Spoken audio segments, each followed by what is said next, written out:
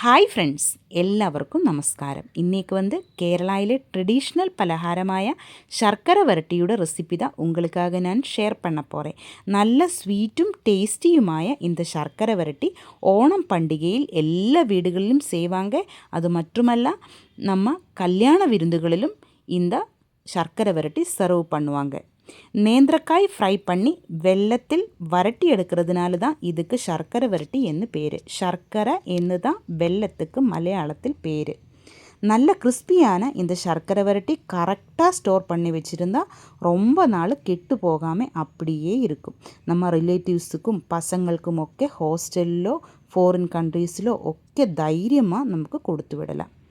Evening ஸ்நாக்காய் டீயோட கூட சூப்பராக இருக்கும். எப்படி செய்யலாம்னு நமக்கு பார்க்கலாம். அதுக்காக 1 கிலோ நேந்திரக்காய் நான் எடுத்திருக்கு. நல்ல பச்சை காயாக தான் எடுக்கணும். இனி இது நமக்கு க்ளீன் பண்ணி எடுக்கலாம்.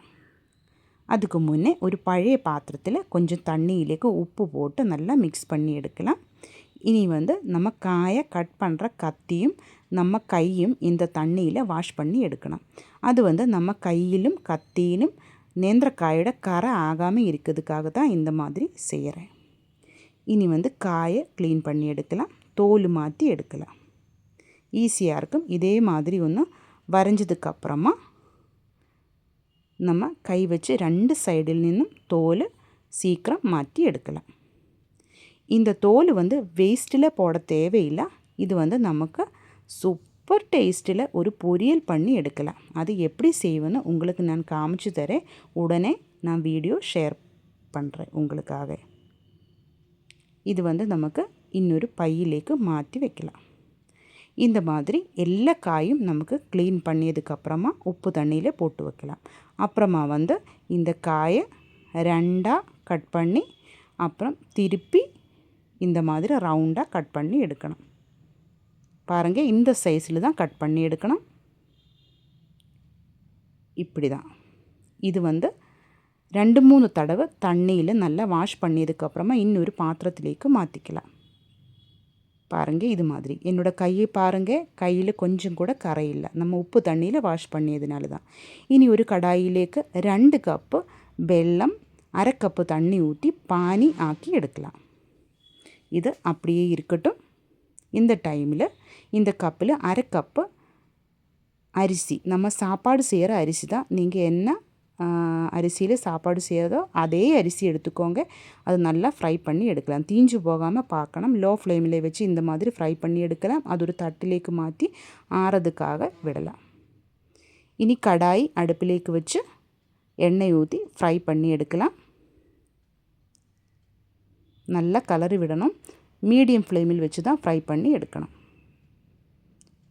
அரிசி நல்லா ஆறியதுக்கப்புறமா மிக்சியிலேக்கு மாற்றி அதிலேக்கு 1 டீஸ்பூன் சீரகம், 1/2 டீஸ்பூன் மிளகாத்தூள், 2 டேபிள் ஸ்பூன் சுகரு, 6 ஏலக்காய், 1/2 டீஸ்பூன் சுக்கு தூள் இதே போட்டு நல்லா அரைச்செடுத்து தூள் பண்ணி எடுத்துகிட்டு வரலாம்.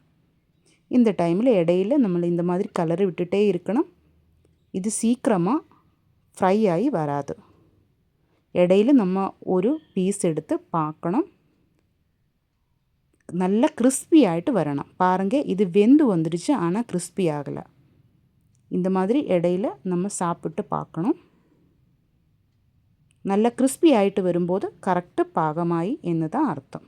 இப்போ நம்ம காயெல்லாம் கரெக்டாக வந்துடுச்சு, ஃப்ரை ஆயிடுச்சு. இது நமக்கு எண்ணெயிலேருந்து மாற்றிக்கலாம். இதே மாதிரி எல்லா காயும் நமக்கு ஃப்ரை பண்ணி எடுக்கலாம். பாருங்கள், இதெல்லாம் நல்லா கிறிஸ்பியாகிட்டு வந்துடுச்சு. இந்த மாதிரி உடைச்சால் நல்லா உடஞ்சி வரணும். அதுதான் பாகம். இனி ஒரு பெரிய கடாய் எடுத்து வச்சதுக்கப்புறமா நம்ம பானி ஆக்கி வச்ச வெல்லத்தை அதிலேக்கு ஊற்றிக்கலாம். இந்த பானியை அதிலேக்கு ஊற்றிக்கலாம். அதை நல்லா கலரை விட்டுட்டே இருக்கலாம். இது நல்லா லூஸ் ஆகித்தான் இருக்குது. இனி அது திக்காயிட்டு வரும். நல்லா திக்காயிட்டு வரும்போது இது ஒரு நூல் மாதிரி வந்துட்டே இருக்கும். அந்த டைமில் தான் நமக்கு சர்க்கரை வரட்டி ஆக்கி இந்த நேந்திரக்காய் எடுக்கணும். பாருங்கள், இந்த மாதிரி நல்லா பானி நல்லா திக்காயிட்டு வரணும். இந்த மாதிரி கை வச்சு ஒன்று தொட்டு பார்க்கணும். பாருங்கள், நூல் மாதிரி வந்துடுச்சு. ஒரு நூல் மாதிரி, ஒரு நூல் பாகம் என்று தான் மலையாளத்தில் சொல்லுவாங்க. இந்த டைமில் நம்ம ஃப்ரை பண்ணி வச்சுருந்த நேந்திரக்காய் அதிலேக்கு போட்டு நல்லா கலரி விட்டு மிக்ஸ் பண்ணி எடுக்கலாம். கொஞ்சம் நேரம் இது பண்ணிகிட்டே இருக்கணும். இந்த டைமில் லோ ஃப்ளேமில் வச்சு தான் நம்ம இது செய்யணும். அதுக்கப்புறமா ஸ்டவ் ஆஃப் பண்ணிக்கலாம்.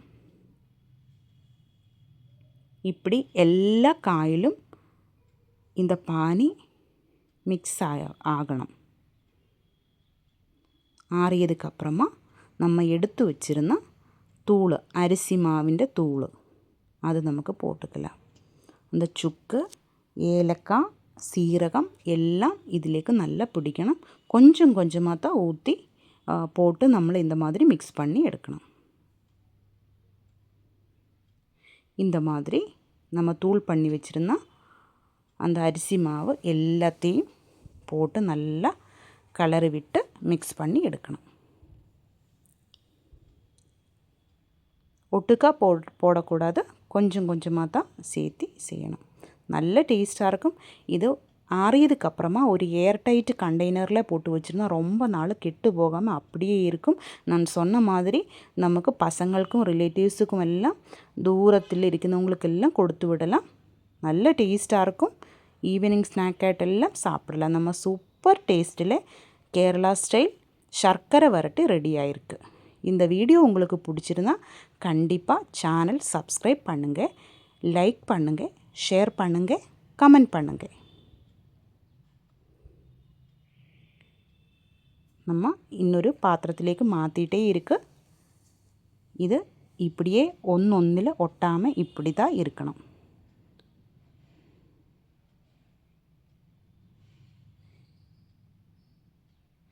இது ஒரு தடவை நீங்கள் ட்ரை பண்ணி பாருங்கள்.